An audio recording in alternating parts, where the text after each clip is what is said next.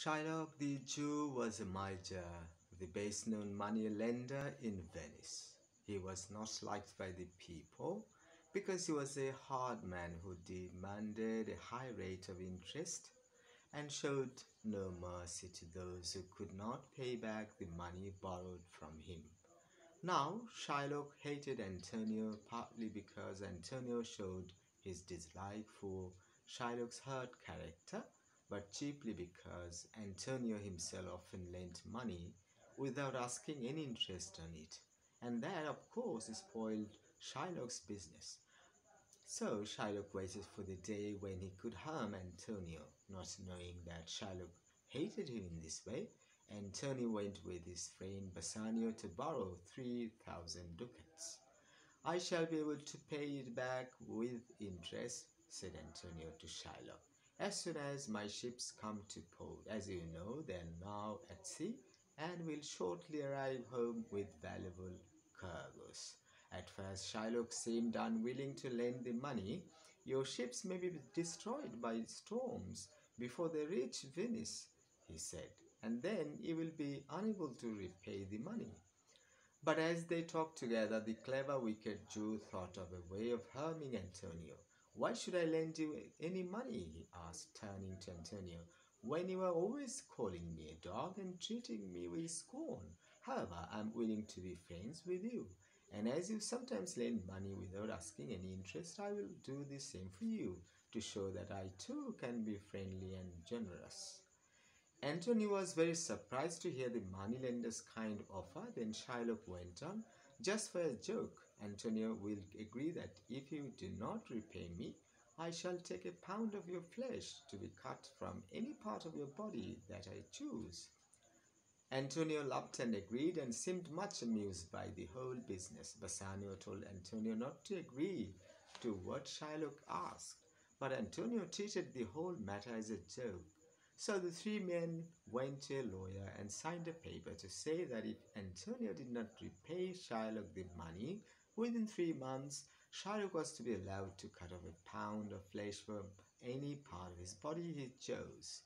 Antonio then took the money from Shylock and gave it to Bassanio. Bassanio now bought some fine clothes, collected some servants, and prepared to visit Belmont, where Portia lived. Now Portia's father, before he died, had thought of a plan for helping his daughter to choose the right husband. The first, he had three small boxes made of different metals. The first was of gold, the second of silver, and the last of lead.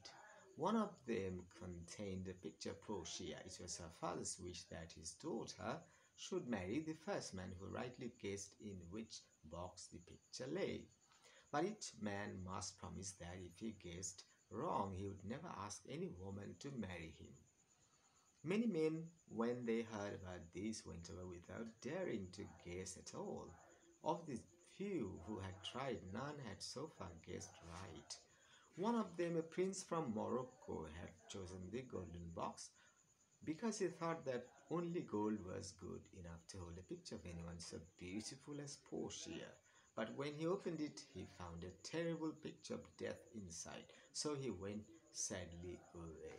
The next man to guess was the Prince of Aragon in Spain. He liked the look of the silver box. On this box were written the words, "Who chooses me will get what he deserves." These words pleased him, for he thought to himself, it would be a good world if everyone got what he deserved. And if I do not deserve to win this lady, I have no right to marry her. But surely I do deserve her. Let me see. He opened the silver box, but when he looked in, he saw a picture, not of the beautiful Portia, but of a mad fool. So he too went away disappointed.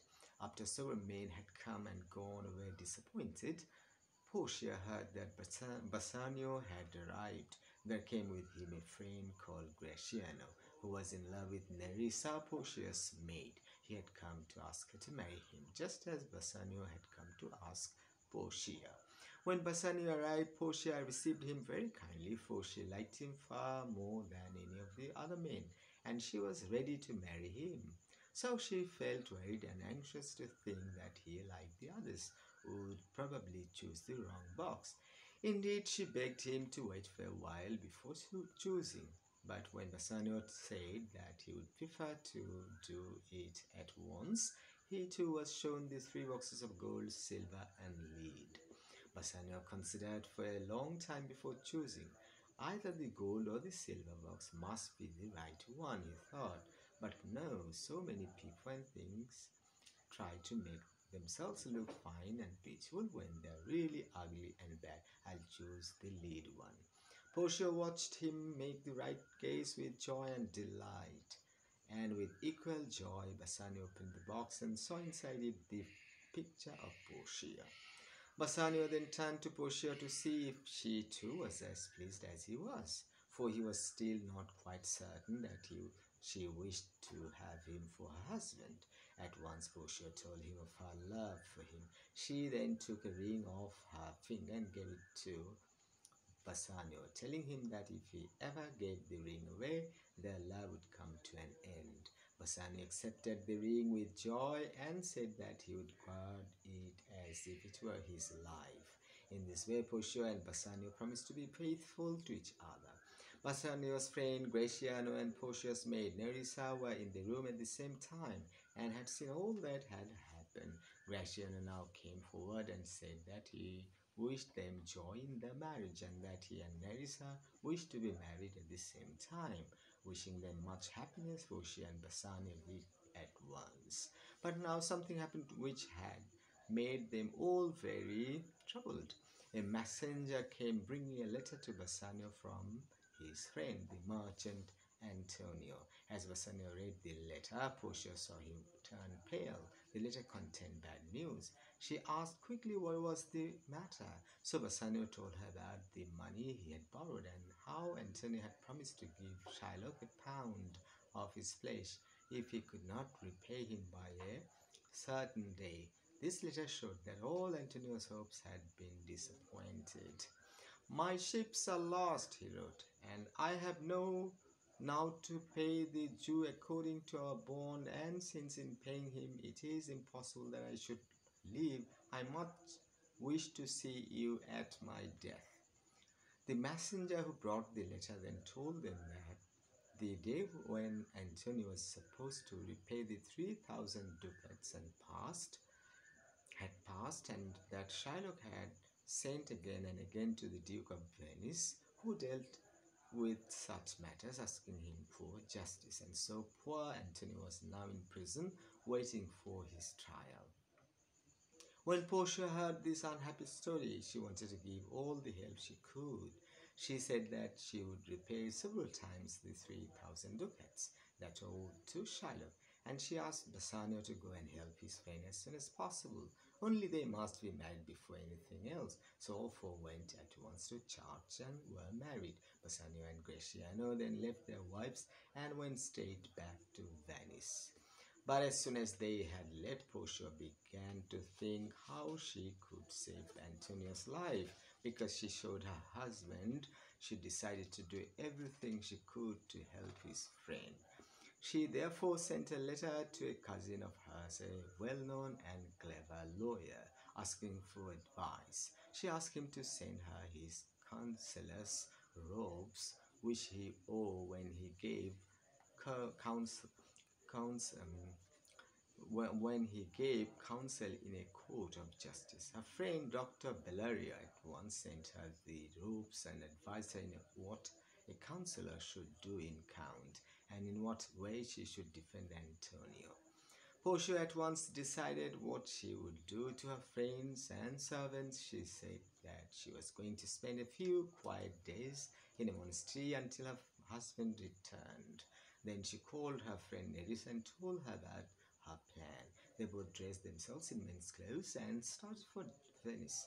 Meanwhile, Bassanio and Graciano had reached Venice and had entered the court of justice, for the trial was due to begin. When the time came, the Duke of Venice entered and took his seat. Antonio the prisoner was brought in, and the Duke called for Shylock. When Shylock entered, the Duke begged him to give up his cruel demand and not to take £1 of Antonio's flesh. But Shylock would not listen to the Duke. Then Bassanio offered to pay him not only the 3,000 ducats but twice the amount if he would let Antonio go. Still, Shylock would not be merciful. The laws of Venice, he said, allow me to demand a pound of Antonio's flesh because he has not repaid the money on the right day. Now, thought Shylock to himself, at last I shall have my revenge on this proud Christian merchant for all the scorn he has shown me, and he laughed to himself. Now it happened that the Duke had sent for his learned lawyer to advise him about this difficult case, and the man he had written to was the same Dr. Bellario who had given his advice and his robes to Portia. Before giving judgment in the case, the Duke decided to wait for the lawyer. It may be he thought that so learned a man can find a way of saving Antonio's life. Just as he decided this, a man came in saying that he brought a letter from Dr. Bellario. In this, the doctor wrote that he was ill and could not therefore come to the court himself. So he asked that a young friend of his, a Dr. Balthazar, might be allowed to come instead. The Duke gave his permission and invited the young doctor to come in. The clerk who brought the letter for the Duke was really Nerissa, Portia's maid, dressed as a man. He had probably guessed who Dr. Balthazar was. Although he was surprised to see how young the learned lawyer was, the Duke invited him to defend Antonio. Portia, for it was she, turned to Shylock and begged him to show mercy on Antonio. Mercy, she said, brings a blessing to him who shows mercy and to him who receives. But Shylock would not listen to her. All I ask, he said, is the repayment of what is owed to me. But I asked Portia, can he not pay back the sum you lent him? Bassanio quickly said, he can pay this and more, for I can pay it for him 10 times over. He begged the counselor to set the law aside this once, to do a great right, said he, do a little wrong. No, answered Portia, this cannot be done, for if we set the laws aside now, others may follow this bad example, and the country will suffer if it neglects its own laws. Shylock was delighted when he heard this answer, and he thought that he would now win his case. He praised the wise young judge and laughed at Antonio. Portia then asked to see the written agreement. Having read it, she agreed that Shylock could claim his pound of flesh. So she turned towards Antonio and commanded him to bare his breast. At this, Shylock, who was sure at last that he would have his revenge upon Antonio, called her, "Oh, noble judge, oh, excellent young man." Antonio, thinking that he was about to die, said goodbye to his friend Bassanio and begged him to tell Portia why he had died. Bassanio, in his unhappiness, replied that there was nothing he would not give, his own life or even his wife, to save Antonio if he could. Now, said Portia to Shylock, take what is owed to you. Cut from this man's breast the pound of flesh. Shylock, his knife ready in his hand, moved forward to cut out Antonio's heart. "Oh, learned judge," he said, "oh, learned judge," and to Antonio, "Come, prepare." But before he could drive his knife into Antonio's body, Portia stopped him. "Wait," she said, "there is something else. This bond allows you no drop of water, drop of blood. The words say clearly a pound of flesh, but if in cutting it you will spill one drop of blood, then by the laws of Venice all your property shall belong to the state of Venice." Shylock stood quite still. He was so surprised and angry that he could scarcely move. "Is that the law?" he asked. Portia offered to show him the law on this subject, by which those who caused blood to flow unlawfully were punished by having their property taken by the state. Now it was Gratiano, seeing how angry Shylock was, who cried out, "Oh, learned judge, take note, Jew, a learned judge."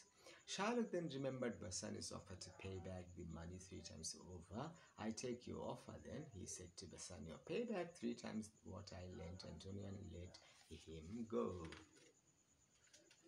Bassanio, delighted at Antonio's escape from death, at once he held out the money to Shylock, but Portia stopped him. "Shylock should have the pound of flesh and nothing more." "Oh, Jew," cried Gratiano, laughing at him again, "an upright judge, a learned judge. Come, take your pound of flesh, Shylock, said Portia. A pound no more, no less, but no drop of blood. Why do you hesitate?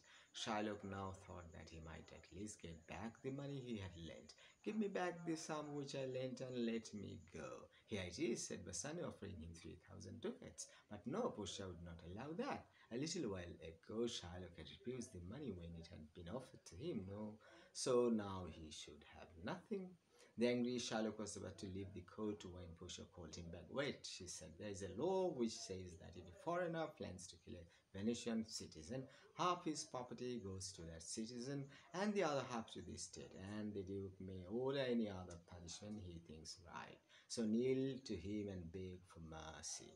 Sherlock, who a little time before had refused all money, mercy to Antonio, could not now expect mercy for himself, but the Christian Duke was more merciful than the Jews' money lender. That you may see how different is our speech from yours, he said. I gave you your life before you asked for it, but half your wealth goes to Antonio and half to the state. And now if they stood, the good merchant showed mercy to the low. I will not take my share of Shylock's wealth, he said, but Shylock shall become a Christian. Shylock was also forced to sign a paper leaving his money and after his death to his daughter Jessica and to her husband Lorenzo, who was also Antonio's friend. A little time before that, Jessica had run away from her father and married Lorenzo secretly, for this Shylock had threatened to leave none of his money to her. The Jew now knew that he must obey Portia's and Antonio's commands, and I am ill, he cried. Let me go. Send the paper up to me, and I'll sign it. So the Duke let Shylock go, and the trial came to an end. During the trial, though, they were extremely surprised to see how young and wise the lawyer was. Neither Bassanio nor any of his friends suspected he was Portia, so cleverly had she changed her voice and her appearance. When the trial was over, Bassanio and Antonio wished to show how thankful they were to the judge. Please accept the 3,000 ducats due to Shylock, begged Antonio. But Portia would not accept the money. When Bassanio again pressed her to accept something from him, Portia thought that she would play a joke on her husband. Since you press me so much, she said, give me your gloves. And when Bassanio took off his gloves and showed his hand as a sign of your love, that ring on your finger. When Portia asked him for his ring, Bassanio could not help drawing his hand away, for it was the ring given him by Portia when she promised to marry him, and he had promised her to give it away. So at first he pretended that so much a small present was not worth giving, and then when Portia asked again, he said that it was his wives who had made him promise never to give it away. That, replied Portia, is a common excuse of men when they do not want to give a present. Your wife will not be angry with you ere long when she knows how well I have deserved the ring. Portia, with Nerissa her clerk, was about to leave them when Antonio persuaded Bassanio to give up the ring, and Bassanio, ashamed to seem unthankful, gave the ring to Portia. Nerissa also cleverly managed to persuade Casciano to give her the ring which she had received from her and had promised never to give away. After leaving Venice, Portia and Nerissa went as quickly as possible to Belmont in order to arrive before their husbands. When they had arrived, they at once took off their men's clothes, dressed themselves as usual, and sat down to wait for the return of their husbands. Soon afterwards, the two entered with Antonio. Bassanio at once introduced Antonio to his wife. This is the friend, he said, to whose help I owe so much. While Portia was welcoming Antonio to her house, they saw Graciano and Nerissa quarreling in a corner of the room. What, cried Portia, quarreling already? What is the matter? It is about a ring which Nerissa gave me, Graciano explained. A ring which had the words cut on it, love me and leave me not. I'm not angry because the ring was valuable, replied Nerissa, but because Graciano promised faithfully to keep it, and now he has given it away to a judge's clerk. He should never have done that. Portia was now determined to have her joke against her husband. Of course, Graciano was wrong to give away his wife's first present. I too gave my husband a ring and made him promise to give it.